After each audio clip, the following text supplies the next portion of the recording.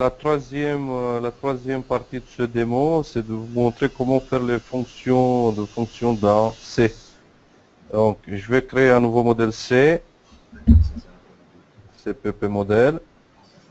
Et donc, bon, je vais m'inspirer de là. Je vais le créer ligne par ligne. Donc, on inclut le header muse. On définit la fonction, on fait la notation de la fonction qui définit le code calcul de ce modèle. OK.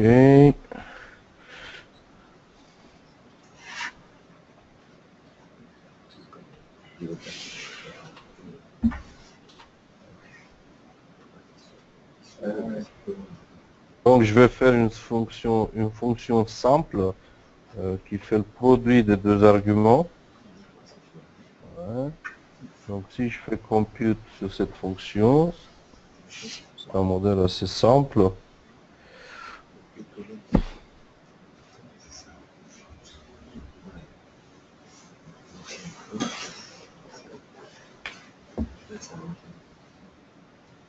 Donc les 15. Ok. Bon, ça c'est le produit de variables d'entrée, rien de spécial.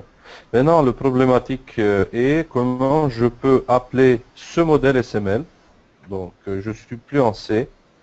Je suis dans le SML où j'ai deux variables d'entrée, une sortie, et je veux appeler le code de ce modèle, ou ce modèle, je veux l'appeler dans mon modèle C. Et je veux aussi le calcul du jacobien. Je veux que le calcul du jacobien se fasse de façon automatique avec mon modèle de composition. Donc, pour faire cela, il faut utiliser un mot-clé import ici. On dit qu'on importe le modèle org guvesta de point. Donc, je récupère la signature de mon modèle DemoCADES 3.2 SML modèle.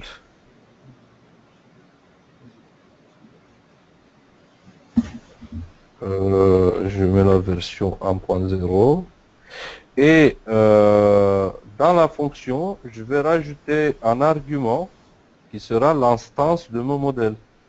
Donc, l'instanciation de mon modèle, elle est faite ailleurs, ça ne se fait pas ici. Et donc là, je vais utiliser les underscores à la place de tous les points, à la place de tous les points. Donc, je crée un modèle qui me fait une composition, mais je ne crée pas l'instance. L'instance va venir d'ailleurs, va venir de CADES. Et qu'est-ce que je fais dans ce modèle? Je vais faire l'affectation des variables d'entrée. Donc, je vais affecter R par X. Je vais affecter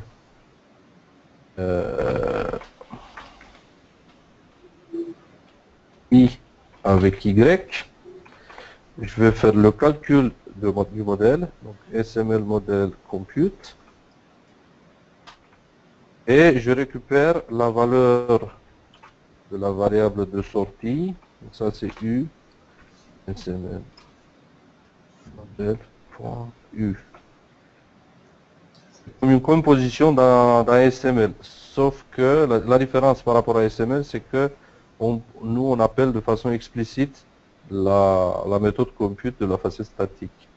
Et donc je vais retourner U. Donc je fais compute de ce modèle.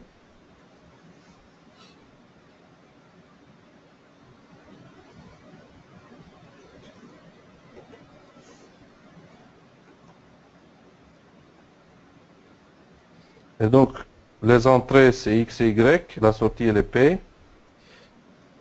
Vous voyez, je ne vois pas l'instance. L'instance elle est interne au modèle. Hein, l'instance de mon SML modèle. J'initialise les variables d'entrée et je fais le calcul.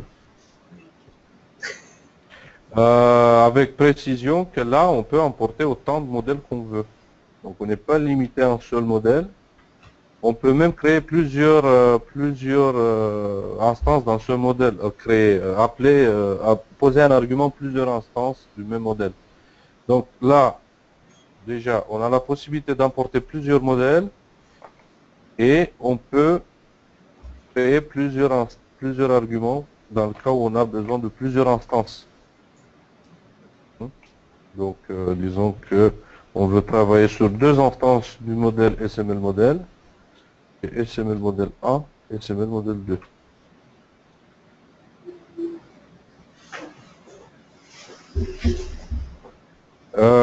À noter que le jacobien de ce modèle, il est calculé de façon exacte et il est calculé de façon automatique.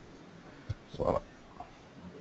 Ce que vous mesurez, ça c'est un pas très très important qui ouvre vraiment de grandes fenêtres parce qu'en fait, dans le code qui est créé en C, il est dérivé de manière formellement exacte par la dérivation de code. Et ce qui est permis maintenant, c'est de pouvoir écrire des algorithmes en réutilisant des modèles que tu as écrits par ailleurs.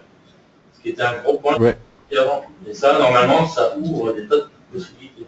Et est-ce que c'est possible d'affecter à une variable du modèle C une dérivée une case du jacobien du modèle SML modèle? Normalement, on n'a pas accès aux dérivés ici. Qu'est-ce que ça simplement parce que on ne sait pas faire les dérivés secondes. Non mais en statique, la sortie de la dérivée sans avoir besoin de la dérivée de la dérivée.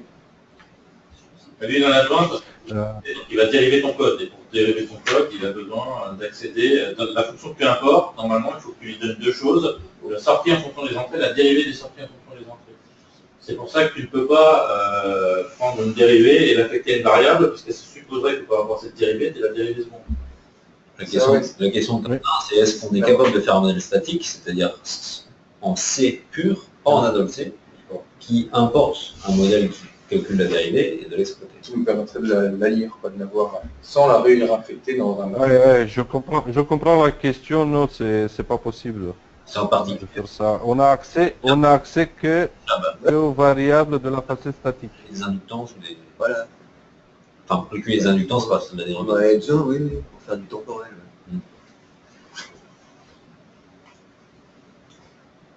Aujourd'hui, non. On peut juste faire accès on a juste accès aux variables, à toutes les variables de la facette statique.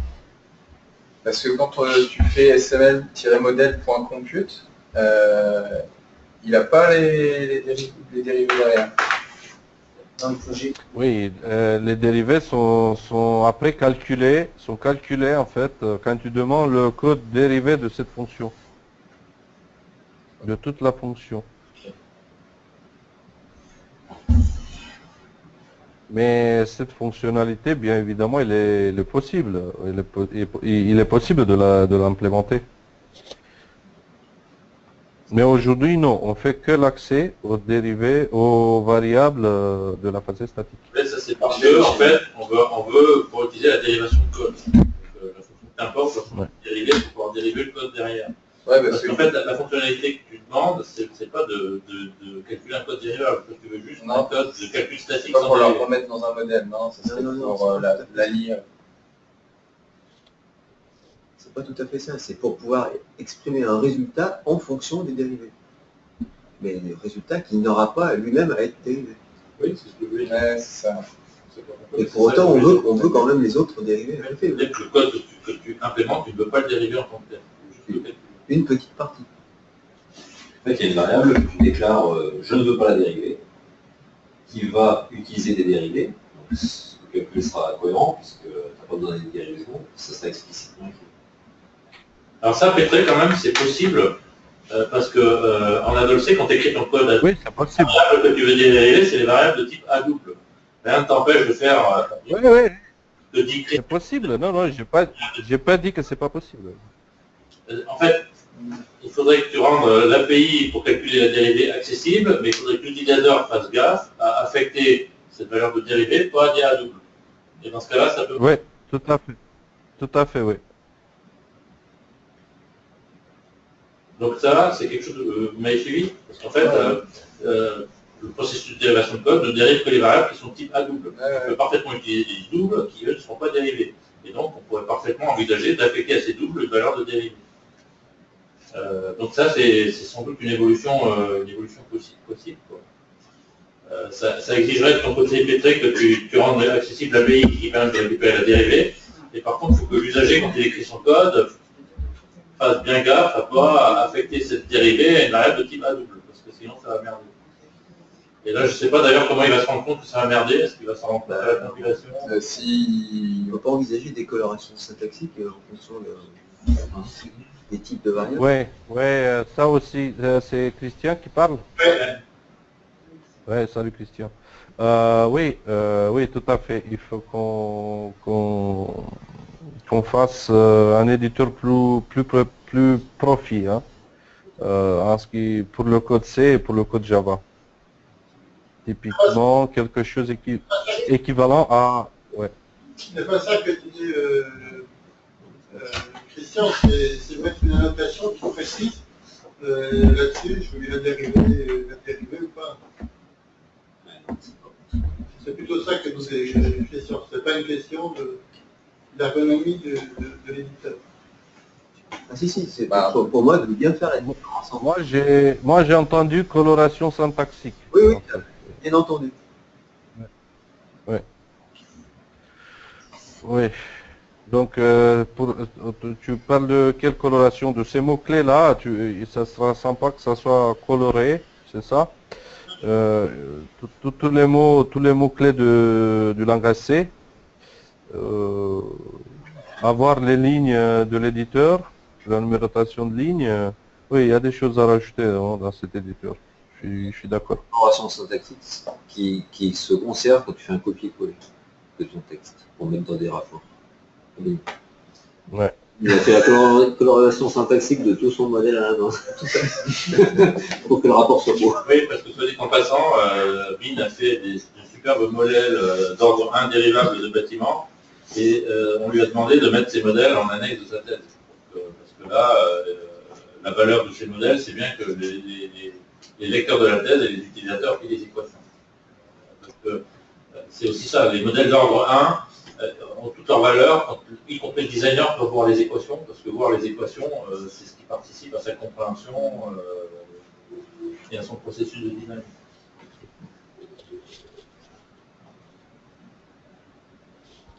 Bon, en tout cas, c'est sûr que c'est sans fin, il y aura toujours des évolutions à prévoir. En tout cas, moi, je voudrais citer Pétri et Vesta, parce que ça, c'est vraiment un truc qui ouvre des tas d'horizons derrière, parce que ça fait des années qu'on est bloqué, parce que d'un côté, on a le SML, de l'autre côté, on a des algorithmes, et on n'était pas capable, dans les algorithmes, d'appeler les composants SML qu'on avait créés par ailleurs.